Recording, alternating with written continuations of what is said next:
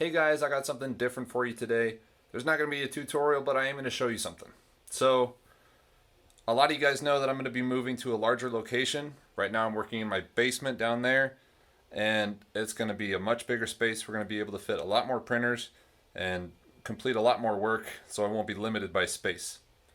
So, I figured I'd show you guys my current setup before I get everything moved over there, and then I'll show you guys a little bit more of the space, give you guys a more in-depth tour, even though it's essentially just a big empty spot. We'll take a look. So if you've ever wondered what a miniature 3D print farm looks like, this is what it's going to be. Let's go have a look.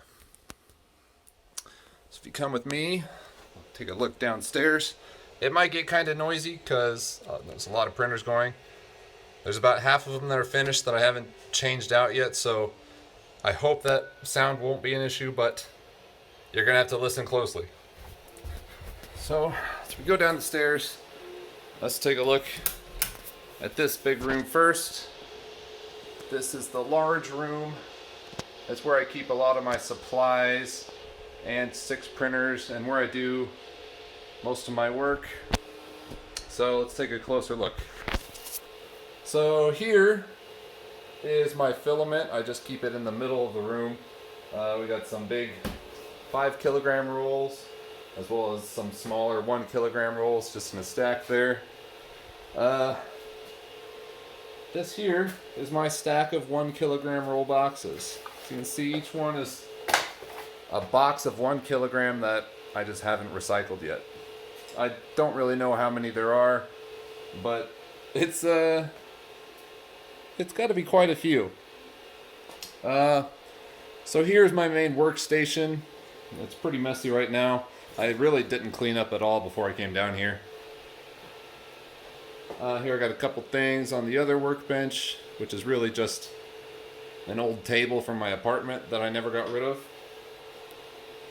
I got some lighting in here if I need to take photos or film something, so I have better lighting. Here are some of my large volume 3D printers. These are the CR10 S5. That's right. They have a 500 by 500 by 500 millimeter build volume, so can build a lot bigger stuff, but normally it's just used to fulfill orders right now. I have named all my printers, so we're gonna go around and I'm gonna introduce you all to them, and yeah, I'm sure you guys will see a theme. But we've got Bertha on top, Butch, and then Francis down there. Those were all like, I don't know, large names, I thought. Over here we've got the smaller printers as well as the Elegoo Mars. That's finished something. Looks like it's one of my Vader sculpts. Jezebel, Belle, Annabelle. I had a theme going on. These are some of my first printers. Jezebel is my first ever CR10 printer. I've had her for, I don't know, 3 years now, and she's still kicking. So, just got a shelf of junk, some specialty filament, some tools. I'm not really organized that well.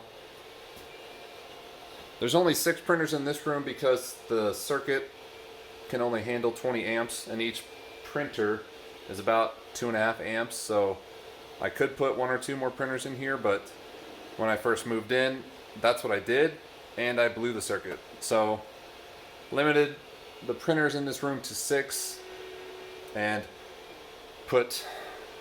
there are 3 circuits in that room over there. We're gonna go over there. That's where the sound is gonna really hit you. So let's go. Okay, this is my main printer room. Let's take a big look around. Yeah, that's a lot. Let's see, we've got 3, 6, 9, 12, 15, 18 printers in this one room. We've got Timmy, Cosmo, and Wanda, which is currently dead. I don't really know what happened to her. The LCD like gets corrupted or something, and the prints always fail, so might be burying her in the backyard. I don't know. We've got Sully. This is my first Xylotech Gear 2. I just picked him because Sully from Monsters Inc. is blue, and the printer's blue. Real creative, I know. These two came together. We've got Drake and we've got Josh down there. Here, we've got Carl, Sheen, and Jimmy. Carl, I accidentally broke, so waiting on parts to fix him. Sheen, I'm stuck with an error 7 on that machine. I just haven't had the time to fix them yet. But Jimmy, boy genius, is still kicking down there. This cabinet, we've got Huey, Dewey, and Louie. Huey just finished up a Mando, a Darksaber, and an Arc top. Those are great job.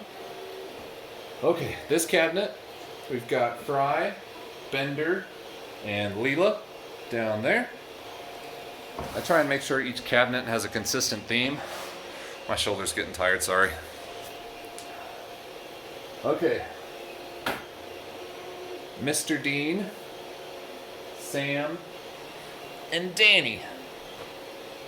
Dean and Sam are from Supernatural, but Dean used to be a regular CR10, but I upgraded him to a CR10S because he was having a lot of problems, so he's been upgraded to Mr. Dean. Now it's pretty quiet in this room right now because I haven't been down here today yet. I've been building workspaces or work shelves for the new place, but you can take a look. I've got some things on the floor. This is usually where I keep my completed prints before they are shipped out. Nothing much today, but yesterday I did back like 7 orders, so that area fills up quite a lot. Let's take one more look at the craziness that is this room. I tell you what, I'm going to be very happy to have this basement back, make it into like an entertainment center or a bedroom again. It'll be good to have this space back to what it was meant to be. But yeah, that's basically my current setup. Let's go take a look at the new space. Okay, here we are at the new place from right outside.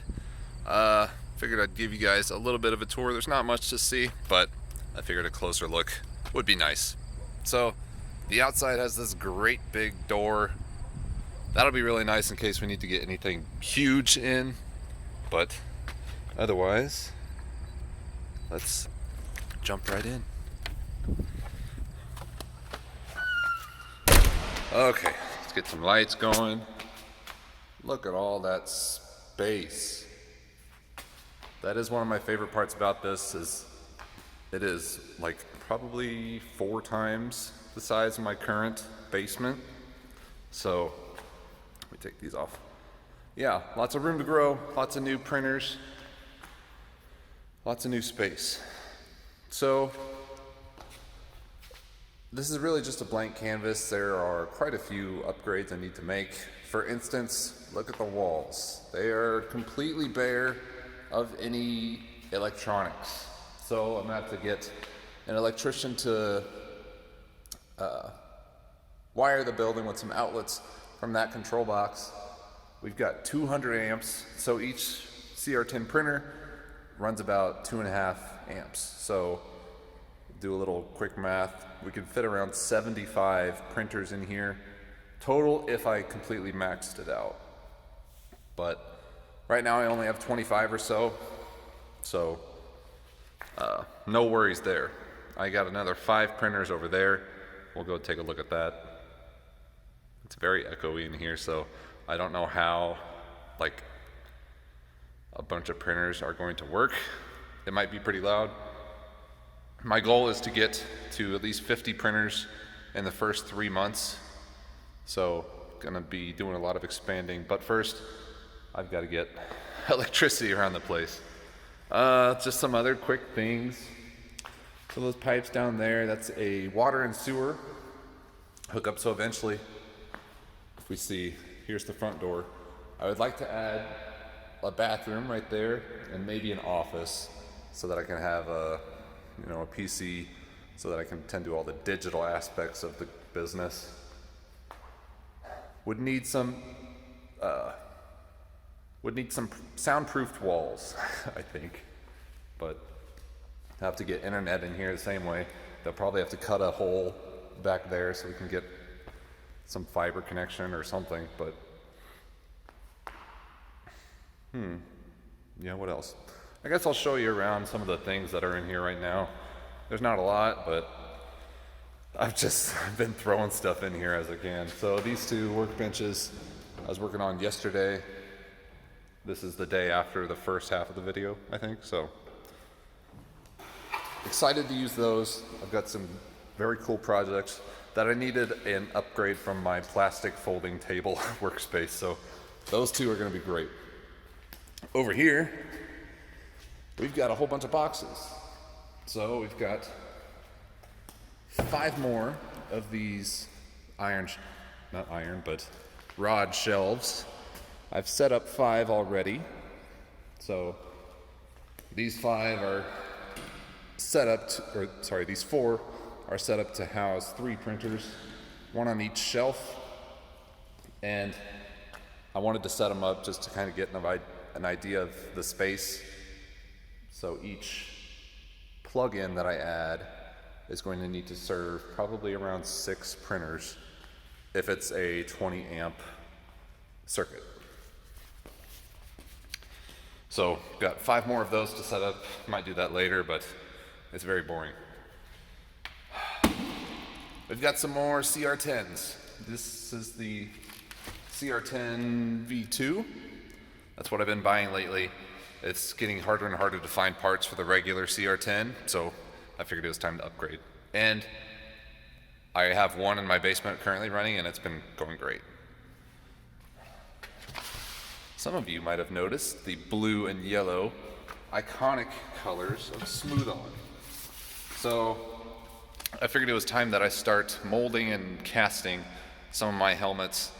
I'm going to be starting with the Mandalorian Helmet because I am in progress of building the entire suit of armor for the Mandalorian, and I wanted the helmet to be sturdier, and I want to be able to produce more of them because at my current rate, it takes a lot of sanding, a lot of filling, and a lot more work than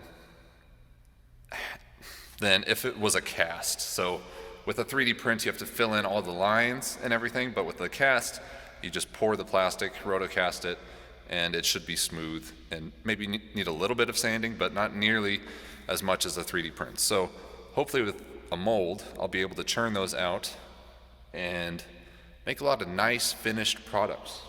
So this guy here is part of that process.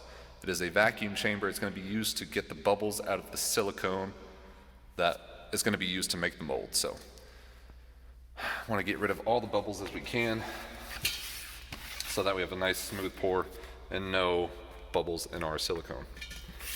A lot of these boxes are just for that process. We've got some silicone, some smooth cast 65D, I believe, and check this out. I actually sprung for some Alumoluster from Imperial Surface. If you guys don't know, Alumoluster is the actual paint that they used to paint the Mandalorian's armor and helmet in the TV show. So the stuff is supposedly very high quality, but very pricey. So I wanted to get some tested out for you guys and give you my thoughts on it, as well as just making the suit as true to form as possible. So that will also be used to finish the casts of the Mando helmet that I get.